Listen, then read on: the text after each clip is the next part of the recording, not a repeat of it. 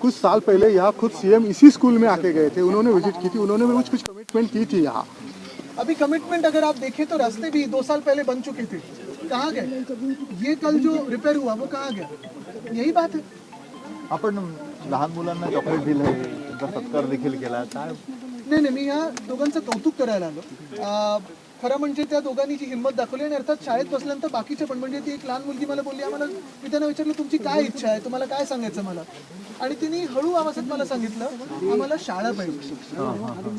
म्हणजे काय चित्र आहे बघा, अक्षरशः अंगावर ऐकून काटा येतो की आजच्या काळात 2026 मध्ये एखाद्या शाळेत गेल्यानंतर, म्हणजे तथाकथित शाळा, तिथे विचार मी पाहत होतो शिक्षिका मेहनत घेत होत्या, विद्यार्थी तिथे अभ्यास करत होते, त्यांचा वाटतं तुमचा हिंदीचा वर्ग चालू होता, त्यांचे वह्या पुस्तकं आणि मंदिरात बसले होते. पण बघा कुठेही बसण्यात काही हरकत नाही, मंदिरात असो कुठे पण आम्हाला शाळा पाहिजे.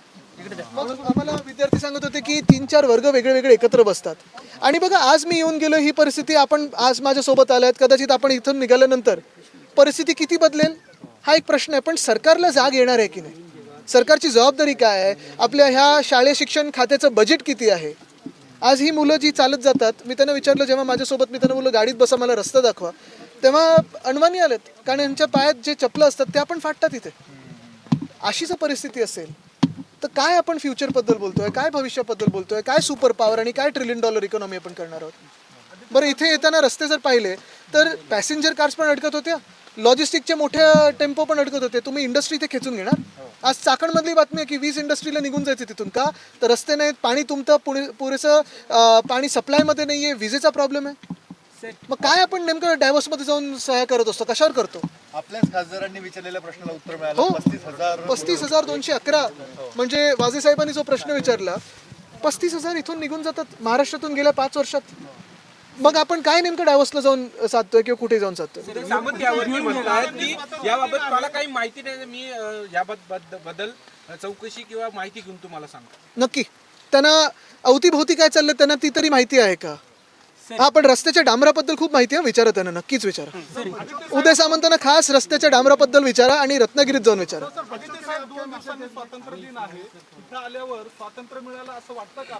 मी आत्ता हेच गाडीत माझी आठवण सांगत होतो, काही वर्षांपूर्वी जेव्हा मी इथे ते डोंगरावर गेलो, तिथे जेव्हा मी येतोय म्हणून पहिल्यांदा कच्चा रस्ता, आज मी इथे येतोय म्हणून रोलर आणि कलेक्टर आलेले आहेत.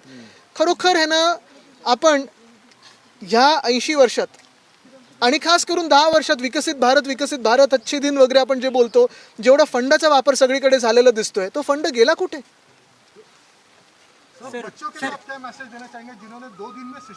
बिल्कुल, यहाँ की ये जो स्मिता है, आदित्य है, ये दोनों बच्चों ने, फिर कर्जत के बच्चों के साथ मेरी बात हुई. देश भर से ये ऐसे ही अवेयरनेस, सब लोग जागरूक हो रहे हैं. और मैं यही कहना चाहता हूँ कि अभी जागरूक जो हुए सोइए मत, यही हिम्मत दिखाइए, हम सब लोग साथ में आएंगे. और ये भी बात मैं कहना चाहता हूँ कि सरकार किसी की भी हो, कोई भी लोक प्रतिनिधि हो, फिर चाहे विरोधी पक्ष के हो या सत्ताधारी पक्ष के हो, किसी भी पार्टी के हो, ऐसे ही सवाल पूछना जरूरी है. हमसे भी पूछो, उनसे भी पूछो, लेकिन सवाल आपसे और जनता से आने जरूरी है. नंतर देन अल्फा ऍक्टिव्ह होताना दिसतंय. नाही आता ते काय सगळे जनरेशन, आपण ह्यानी हिंमत दिली आपल्याला. सर विळूंज त्र्यंबकपैकी विळूंज हे गाव एक छोटासा युदुलीपाडा आहे, तिथे 10 वर्ष झाली अंगणवाडीच नाही, फक्त खिचडी घेतात आणि घरी सोडून देतात. अच्छा. म्हणजे अंगणवाडीच नाही, 10 वर्ष झाली. मला जरा नोट करून द्या, लिहून द्या मला. हा